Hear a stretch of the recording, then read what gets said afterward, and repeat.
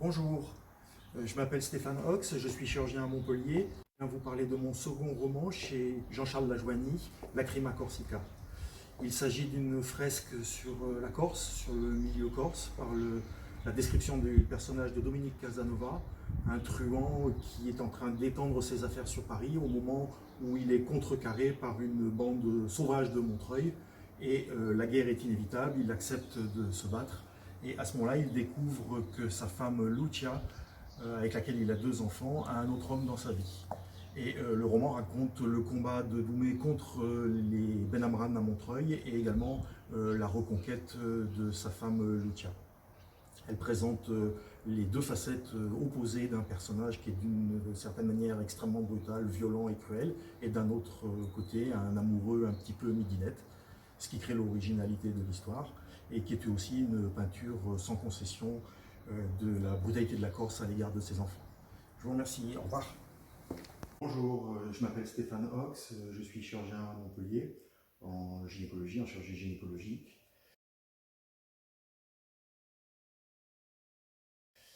J'écris, il n'y a pas de raison pour laquelle j'écris, c'est mon identité, ma nature, c'est moi et j'ai aucune raison particulière à fournir pour laquelle j'écris. Ça a toujours été et a priori ça restera.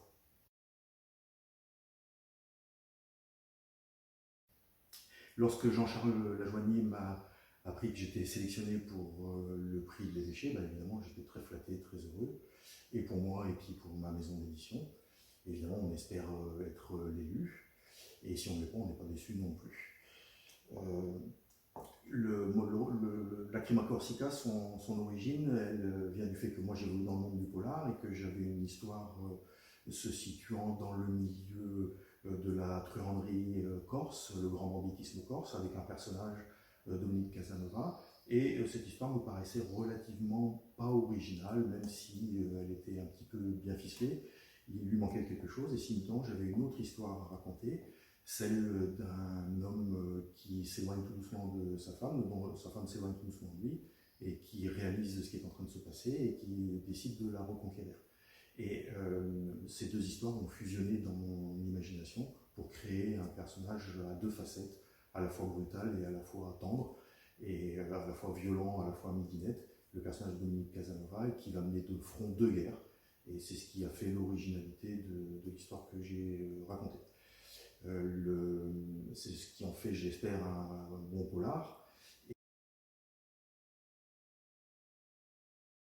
Et les codes du bon polar sont, selon moi, évidemment le respect du contrat avec le lecteur, c'est-à-dire la brutalité, la violence, l'intrigue, le côté mécanique enclenché vers le noir, c'est-à-dire vers la souffrance des personnages, et en même temps être capable de transgresser ces codes, c'est-à-dire apporter aussi un peu de lumière, un peu d'espoir, et laisser le lecteur incertain jusqu'au bout, ce qui est la définition du roman noir, du polar, c'est-à-dire on espère qu'il va s'en sortir jusqu'à la fin.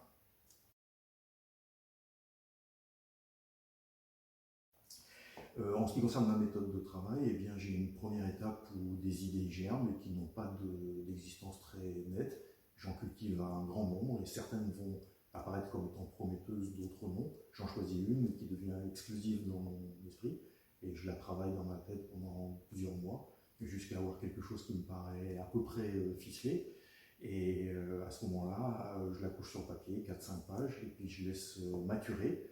Et puis ensuite, je la sectionne en 35 scènes environ, 30 à 35 scènes, qui vont devenir autant de chapitres. Et pour chacun de ces chapitres, je rédige un synopsis.